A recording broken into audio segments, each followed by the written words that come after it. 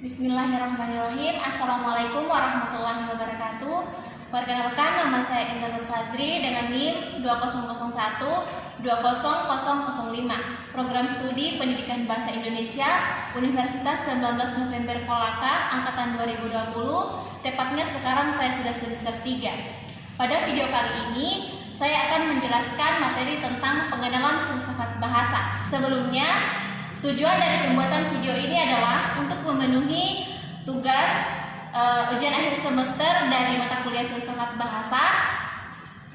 Baik, langsung saja ke pembahasan materinya, yaitu mengenai pengenalan filsafat bahasa. Bagian A, definisi filsafat bahasa. Filsafat bahasa adalah ilmu gabungan antara linguistik dan filsafat yang mempelajari kodrat dan kedudukan bahasa sebagai kegiatan manusia serta dasar-dasar konseptual dan teoritis linguistik. Filsafat bahasa juga dapat diartikan usaha para filsuf memahami keilmuan yang bersifat konseptual melalui pemahaman terhadap bahasa. Bagian B, metode filsafat bahasa.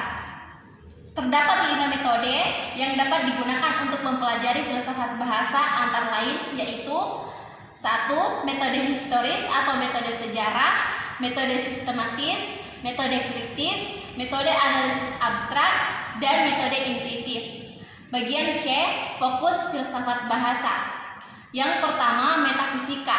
Metafisika ialah bagian filsafat yang berusaha memformulasikan fakta yang paling umum dan paling luas, termasuk penyebutan kategori-kategori yang paling pokok atas pengelompokan hal dan benda dan gambaran saling hubungan mereka.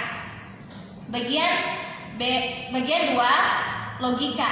Logika ialah studi tentang inference atau kesimpulan-kesimpulan. Logika berusaha menciptakan suatu kriteria guna memisahkan inferensi yang sahih dari yang tidak sahih. Bagian 3, epistemologi. Epistemologi adalah cabang filsafat yang membahas tentang pengetahuan manusia yang meliputi sumber-sumber, watak, dan kebenaran pengetahuan manusia. Dengan filsafat dengan bahasa, antara lain, bahasa merupakan objek materi filsafat sehingga filsafat bahasa membahas hakikat bahasa itu sendiri.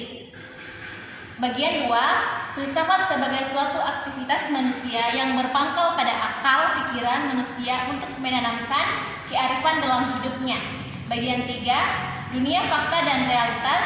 Yang menjadi objek aktivitas filsafat adalah dunia simbolik yang hanya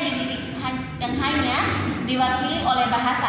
Bagian 4, ungkapan pikiran dan hasil-hasil perenungan kefilsafatan hanya dapat dilakukan dengan bahasa. Bagian 5, bahasa sebagai media pengembang refleksi filosofis. Fungsi bahasa yaitu sebagai register penyampai maksud, sebagai ragam penyampai rasa santun, sebagai tingkat tutur penyampai rasa hormat, sebagai idiolek penanda identitas diri, sebagai dialek dan rasa solidaritas, sebagai standarisasi penopang rasa kemandirian, sebagai genre pengaman kejiwaan, dan sebagai cermin kebudayaan. Baik, mungkin itu saja penyampaian dari saya mengenai materi pengenalan filsafat bahasa. Lebih dan kurangnya mohon dimaafkan. Saya akhiri dengan ucapan billahi taufiq wal hidayah. Wassalamualaikum warahmatullahi wabarakatuh.